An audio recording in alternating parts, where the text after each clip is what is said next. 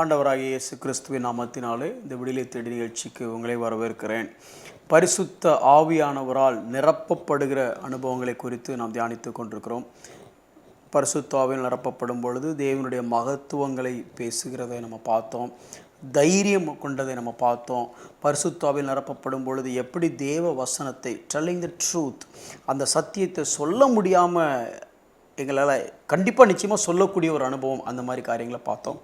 இன்றைக்கி இன்னொரு சம்பவத்தை நம்ம பார்க்க போகிறோம். பரிசுத்த ஆவியானவர் என்ன காரியங்கள், அதாவது பரிசுத்த ஆவியானவரால் நிரப்பப்படும் பொழுது செய்யக்கூடிய இன்னொரு காரியம்.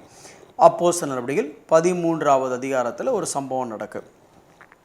ஒரு குறிப்பிட்ட அஃபீஷியலுக்கு பவுல் ஆண்டவரை பற்றி சொல்லிகிட்டு இருக்கிறார். அப்படி சொல்லிகிட்டு இருக்கும் பொழுது அந்த அஃபீஷியலுடைய உதவியாளர் அப்படின்னு வச்சுக்கலாமா, அங்கே ஒருத்தர் உட்காந்துட்டுருக்கார். எலிமா அவனுடைய பேர். அவன் என்ன பண்ணுறான், டிஸ்ட்ராக்ட் பண்ணிக்கிட்டே இருக்கிறான். இது ஏறக்குறைய பவுல் இது வரைக்கும் தனிப்பட்ட முறையில் எதுவும் பெரிய அற்புதங்களில் அடையாளங்களை செஞ்ச மாதிரி தெரியல இது வரைக்கும்.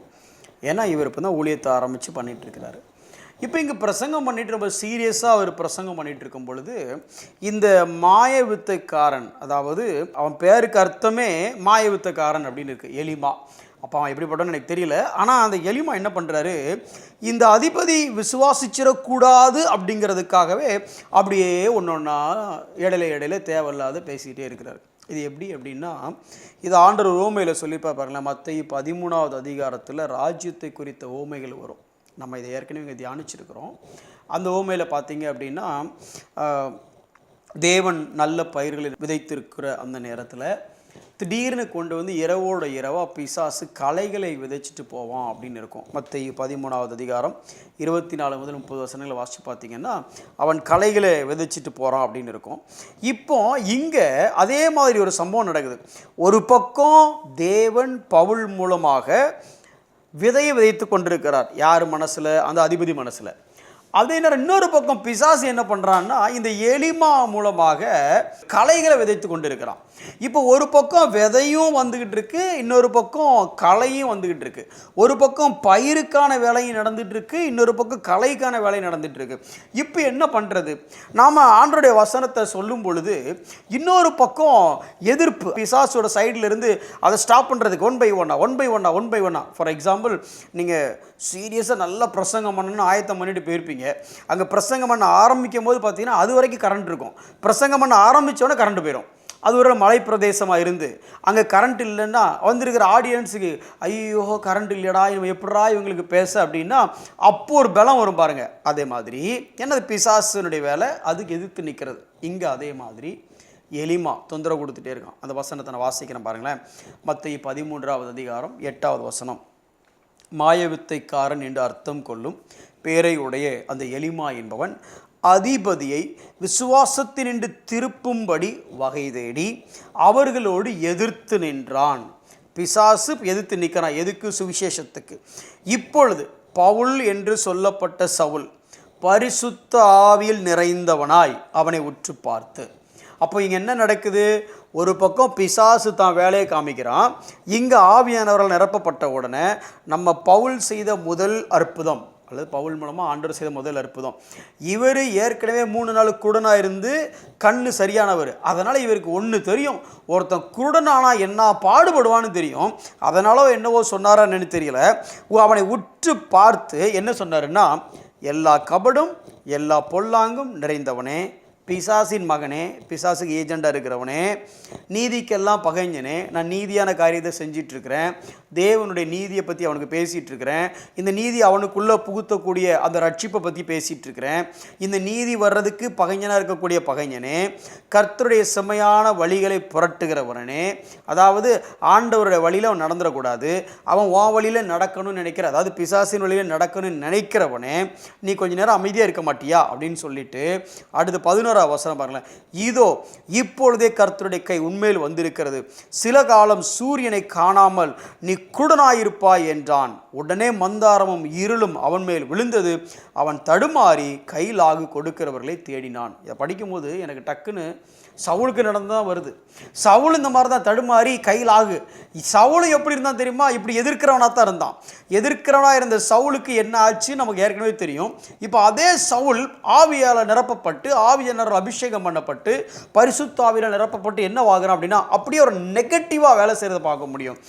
எது செஞ்சால் சுவிசேஷத்துக்கு தடையாக எப்படி பவுல் இருந்தானோ அதே எப்படி மாற்றுவதற்கு தேவன் அங்கே என்ன காரியத்தை செஞ்சாரோ அதே மாதிரி இப்போ சுவிசேஷத்தை பரப்புவதற்கு தடையா பிசாசு எப்படி எலிமாவை யூஸ் பண்றானோ அவனை நிறுத்துவதற்கு அதே ஸ்ட்ராட்டஜி.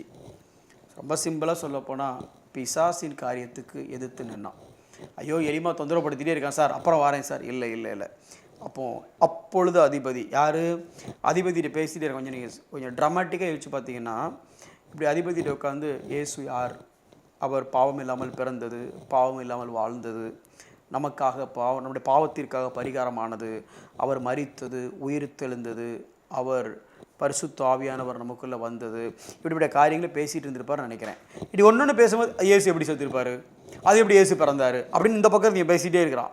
இப்போ இவன்ட்ட பேசிகிட்டே இருக்கிறாரு, இவன் இடையில டிஸ்டர்ப் பண்ணிட்டே இருக்கான். டக்குன்னு பவுல் அப்போ திரும்பி குருடா ஆயிடுவேன், குருடா போ அப்படின்னா அவன் குருடாயிட்டான். இவன் குருடனானதை இவன் பார்த்த உடனேயே வசனத்துக்கு தெளிவாக சொல்லி பாருங்களேன். அப்பொழுது அதிபதி சம்பவித்ததை கண்டு என்ன நடந்துச்சோ அதை பார்த்து உடனே என்ன பண்ணிட்டான்னா, பவுலே சார் நீங்கள் சொல்கிறது சரி, அப்படியே விசுவாசிங்கன்னு விசுவாசிட்டான். இதனால் நான் உங்கள்கிட்ட பரிசுத்த ஆவியானவரால் நிறைந்து போகிற வாரவனை குருடனா காலை உடைச்சி கையை உடைச்சி அதை செய்யுங்கன்னு நான் சொல்ல வரல. நீங்கள் உடனே பிரதர் எங்கள் அப்பா விசுவாசத்துக்கு எதிரானார் பிரதர், நெடுமுழங்கால்னு ஆவியில் நிரம்பி ஜோம் பண்ண அடுத்த நாள் அப்பாவுக்கு பைக் ஆக்சிடென்ட் பிரதர்னு சாட்சிலாம் சொல்லிடாதீங்க. பர்பஸ் அது கிடையாதுங்க. உங்கள் முன்னே யார் நின்னாலும் சரி, சுவிசேஷத்துக்கு தடையாக இருக்கும் பொழுது நீங்கள் தைரியமாக சத்தியத்துக்கு நிற்கக்கூடிய பலனை பரிசுத்த ஆவியானவர் உங்களுக்கு தருவார். ஒரு எடுத்துக்காட்டு சொல்கிறேன் உங்களுக்கு. ப்ருஷியன் கிங் ஃப்ரெட்ரிக் அப்படின்னு ஒரு கிங் இருந்தார். ஃப்ரெட்ரிக் த கிரேட் அப்படின்னு சொல்லுவாங்க. ஒரு நல்ல வல்லமையான நல்ல ஒரு பவர்ஃபுல்லான ஒரு கிங். அவர் ஒரு அக்னாஸ்டிக், அதாவது என்ன சொல்கிறதுனா கடவுள் மறுப்பு கொள்கை உள்ளவர், அல்லது இப்படி சொல்லலாம் அவர் கடவுள் இருக்கிறாரியா ஆனால் நம்மளை எங்கே கண்டுக்கிறார் அப்படிங்கிற மாதிரி ஒரு மனப்பான்மை உள்ளவர். அவருடைய படையில் ஒரு ஜென்ரல் இருந்தார். அந்த ஜென்ரலுடைய பெயர் ஓன் ஜிலாண்டுங்கிற ஜென்ரல். அவர் ஒரு தீவிரமான கிறிஸ்தவ பக்தர். அவர் நல்ல ஒரு ஆவிக்குரிய மனுஷன். ஒரு நாள் ஒரு பார்ட்டி நடக்கும்போது எல்லோரும் செலிப்ரேஷன் மூடில் இருக்கிறாங்க. உடனே இந்த கிங் ரொம்ப உற்சாகமாக செலிப்ரேஷனாக உங்களுக்கு புரியும் ராஜாவுடைய பார்ட்டினா எப்படி இருந்திருக்குண்டு. அப்போ எல்லோரும் இருக்கும்போது இந்த கிங் ரொம்ப உற்சாகமாக ஜாலியாக அப்படியே இயேசுவை மார்க் பண்ணி பேச ஆரம்பித்தார். அதாவது இயேசுவை நக்கல் பண்ணி பேசி எல்லோரும் விழுந்து சிரிச்சிட்டே இருந்தாங்க. இந்த ஓன் ஜிலாண்ட் அங்கே தான் இருந்தார். ஒரு ஸ்டேஜில் இவரால் தாங்க முடியல. ஒரு ஸ்டேஜில் இவர் ஓவராக இயேசுவை பற்றி பேசுகிற உடனே நல்லா கவனிங்க, இவர் ஜென்ரல், அவர் ராஜாவை எதிர்த்து ஜெனரல் பேச முடியுமா? பேசினா என்ன ஆகும்னு உங்களுக்கு புரியும். இதையும் தாண்டி தாங்க முடியல சார். இயேசுவை பற்றி பேசின உடனே மார்க் பண்ண ஒரு ஸ்டேஜில் எந்திரிச்சிட்டு சொல்கிறாரு. அவர் சொன்னதை அப்படியே உங்களுக்கு சொல்கிறேன் பாருங்களேன். மதிப்பிற்குரிய அரசனே அப்படின்னு சொல்லிட்டு, உங்களுக்கு தெரியும் நான் சாவுக்கு பயப்படுகிறவன் இல்லை. அடுத்து சொல்கிறாரு, உங்களுக்காக 38 போர்களை நான் செஞ்சுருக்கிறேன் உங்கள் ராஜ்யத்தின் கீழே இருந்து. எனக்கு இப்போ ரொம்ப வயசாயிடுச்சு, உண்மைதான்.